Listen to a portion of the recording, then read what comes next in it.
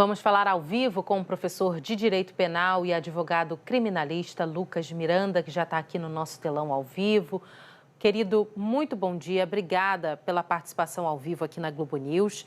E aí eu queria começar perguntando o seguinte sobre a prisão do ex-presidente, que é uma prisão preventiva. Ele ainda não está cumprindo a pena pela condenação pela tentativa de golpe, mas como não tem um prazo, ele pode continuar preso até começar, na verdade, a cumprir efetivamente essa pena? Olá, Marcele, muito bom dia. Um prazer estar aqui na Globo News para conversar com você, com os assinantes. Exatamente. Nesse momento foi decretada, a prisão preventiva do ex-presidente Jair Bolsonaro e, nesse caso, então, não há prazo, ele pode ficar preso e, como existe um outro processo, essa prisão preventiva foi decretada num processo, relacionado à obstrução de justiça. Como ele já foi condenado em um outro processo, que é o processo efetivamente dos atos golpistas, nesse caso, então, ele pode, assim que transitar em julgado a decisão desse outro processo, que muito provavelmente deve acontecer no curso dessa semana, ele vai acabar tendo 2 títulos de prisão diferentes, Um título de prisão preventiva em um processo, um título de prisão cumprimento de pena no outro processo. Então, muito provavelmente, ele deve ficar preso preventivamente até essa decisão do cumprimento de pena. Professor, bom dia. Também agradeço sua participação aqui na Globo News com a gente nessa manhã de domingo. Eu queria perguntar para o senhor sobre a movimentação que a defesa do ex-presidente Jair Bolsonaro fez. Eles pediram já, antes mesmo dessa prisão preventiva, que o ex-presidente ficasse em prisão domiciliar, como já está, desde 4 de agosto, que ele permanecesse preso dentro de casa. Mas depois disso houve toda essa movimentação, a prisão preventiva dele. E um dos elementos que levou a essa prisão preventiva foi justamente uma violação da tornozeleira eletrônica, da forma como foi, usando material de soldagem. Então, o ministro Alexandre de Moraes falou em risco elevado de fuga e tal. Então, eu queria saber quais são as perspectivas, as chances de, em a defesa, reapresentando o pedido de prisão domiciliar, diante desses novos fatos, isso pode ser considerado ou é muito complicado? Bom dia, Marina. Na realidade, nesse caso, ele dificulta bastante a concessão de uma prisão domiciliar para o presidente no processo em que ele foi condenado. Porque, apesar de serem processos diferentes, na realidade, se trata do mesmo indivíduo. Essa decisão de prisão preventiva foi decretada por 4 fundamentos, como a gente acabou de ver, pela vigília, pela fuga dos aliados políticos, pela localização da casa, mas especialmente pelo motivo mais relevante, me parece, por essa tentativa de violação da monitoração eletrônica. Então, assim, ele poderia fazer esse pedido de cumprir, ele ainda pode fazer esse pedido de cumprir tanto essa prisão preventiva em regime domiciliar. Nós vamos ter hoje a audiência de custódia, e nessa audiência de custódia, então, vai ser verificada a legalidade dessa prisão e, eventualmente, os advogados também vão ter a oportunidade de manifestar os motivos, explicar, tentar justificar alguma situação pelo qual isso aconteceu. E o ministro Alexandre de Moraes, provavelmente essa audiência vai ser feita por um juiz instrutor, mas em seguida o ministro Alexandre de Moraes, verificando esses argumentos, essa argumentação, vai decidir sobre a manutenção dessa prisão preventiva na Polícia Federal ou, eventualmente, retornar essa prisão para uma prisão domiciliar. Possível? É possível. É pouco provável, porque é muito difícil argumentar um motivo jurídico para um rompimento da tornozeleira eletrônica. E a gente tem que lembrar que as medidas cautelares, elas são previstas numa ordem de grandeza. Então, sempre que uma pessoa ela recebe uma medida cautelar, ela teoricamente tem que ser suficiente para evitar os riscos ao processo. O risco principal aqui nesse caso que se fala seria o risco de fuga do presidente. Então, se as medidas cautelares anteriores, o ministro Alexandre de Moraes até vai fazendo na decisão um longo histórico desde o início das medidas cautelares, que foram determinadas primeiro, depois a prisão domiciliar e, por último, então, se tornando a prisão preventiva. Isso vai demonstrando que as medidas cautelares anteriores não foram suficientes, para resguardar o processo. E aí, nesse caso, a última medida, né, que já é essa prisão domiciliar, parece que também correu o risco de ser violada, uma vez que há um indício aí bem forte de tentativa de retirada, violação dessa tornozeleira eletrônica. Então, assim, esses fatos com certeza vão ser levados em consideração, mesmo que em outro processo, para verificar a possibilidade da prisão domiciliar do presidente. Ele teria direito a uma prisão domiciliar no outro processo? Depende um pouco, depende da situação de saúde, especialmente do presidente, né? A prisão domiciliar no cumprimento de pena, pela Lei de Execuções Penais, ela só é prevista nos casos de regime aberto. O ex-presidente iria começar o cumprimento da pena em regime fechado. Só que o STF tem entendimentos relativizando essa decisão, essa previsão da LEP, e dizendo que nos regimes fechado e semiaberto também é possível uma prisão domiciliar, mas desde que haja uma debilidade muito grande à saúde e que haja uma prova de que o sistema prisional não conseguiria dar o tratamento médico adequado àquela pessoa. Então, assim, me parece que existem dois motivos diferentes, né? Um motivo é, especialmente na carceragem da Polícia Federal que ele está hoje, me parece que ele vai ter acesso aos médicos, isso foi determinado pelo ministro Alexandre de Moraes, então esse segundo requisito de não ter acesso ao tratamento me parece difícil de comprovar, pelo menos nesse primeiro momento, e a segunda questão seria, já que a prisão domiciliar ela existiu um risco de violação pelo risco da tornozeleira eletrônica, nesse processo a prisão seria monitorada da mesma forma. Então, tendo esse risco, dificulta bastante, tanto hoje na audiência de custódia, conseguir novamente uma prisão domiciliar, quanto provavelmente no curso dessa semana, que a prisão, cumprimento de pena dele, seja determinado, pelo menos a priori, em regime domiciliar. Agora, professor, para além dessa questão da prisão domiciliar, né, como é que o fato dele ter tentado violar essa tornozeleira eletrônica com ferro de solda, segundo ele mesmo disse, né, a Polícia Federal, acaba complicando outras partes ali no processo, né, no destino dele ao longo, no decorrer desse processo? Sim. Bem, complica especialmente nesse ponto de não conseguir uma prisão domiciliar ou conseguir um benefício neste momento processual. E também existem umas outras questões. A violação da monitoração eletrônica em si, o Superior Tribunal de Justiça já tem uma jurisprudência bem consolidada de que ela não configura crime, porque não haveria crime, seria um crime de dano, por exemplo. Eles entendem que não haveria a intenção exatamente de danificar, mas o motivo da fuga seria o principal motivo para um dano nessa tornozeleira eletrônica, portanto não configuraria um crime de dano nem contra o patrimônio público, nem contra o patrimônio da empresa que administra. De todo modo, essa situação vai ser levada em consideração para eventuais benefícios, todos que forem avaliados no curso dessa execução, lembrando que a partir do momento que ele começa a cumprir pena, ele já não tem mais exatamente recursos, então ele vai aguardar e o que ele vai ter são pedidos de progressão de regime, de benefícios que eventualmente podem acontecer, que vão ser, e que essa situação vai ser levada em consideração. E tem um segundo fato que pode ocorrer, que é a verificação de que se alguém ofereceu, forneceu esse ferro, esse material, né, esse ferro de solda, que foi provavelmente utilizado para tentar romper a tornozeleira eletrônica. Apesar de não configurar um crime de dano para o ex-presidente, me parece muito claro que se uma pessoa entregou um instrumento com a finalidade de romper a tornozeleira eletrônica para que ele eventualmente possa evadir, essa pessoa que entregou pratica, no mínimo, um crime de favorecimento pessoal.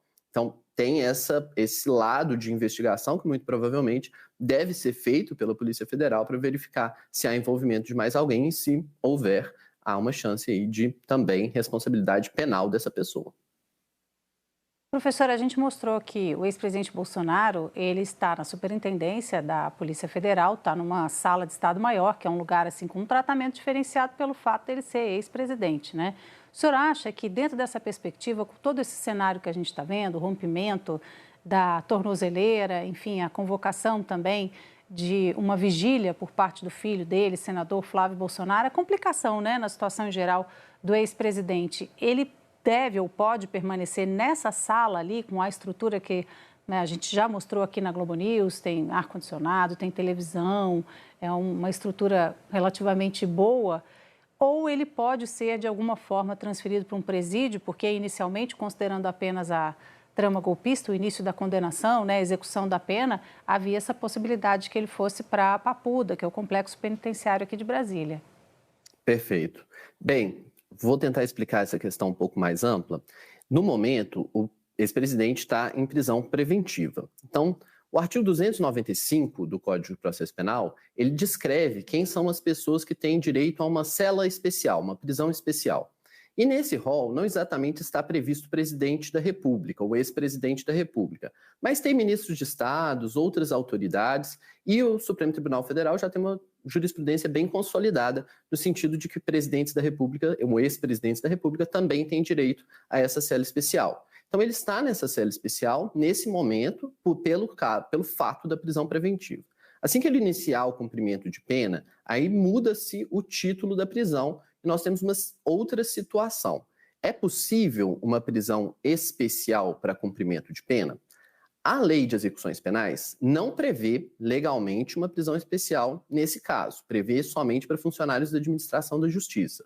Mas, novamente, nós temos um precedente do Supremo Tribunal Federal, que é o caso Collor, né, que quando foi preso em Maceió, ficou ali em uma cela especial separada dos demais detentos. Me parece que é bem razoável que se fique em uma prisão especial um ex-presidente, porque existe, claro, um risco sempre de uma rebelião, de qualquer situação de violência, e essa pessoa que tem, né, uma visibilidade política, se vier a sofrer qualquer dano físico ou até a morte, isso vai gerar uma comoção, isso tem uma repercussão muito, muito importante. Então, me parece que ele vai permanecer em uma cela especial.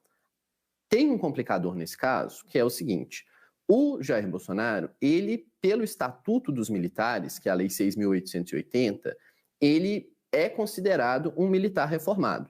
E o Estatuto ele deixa muito claro, lá no artigo 8º, que todas as disposições do Estatuto se aplicam também aos militares reformados. E o artigo 73 desse Estatuto, ele diz basicamente que os militares eles têm direito ao cumprimento de pena em organização militar da respectiva força.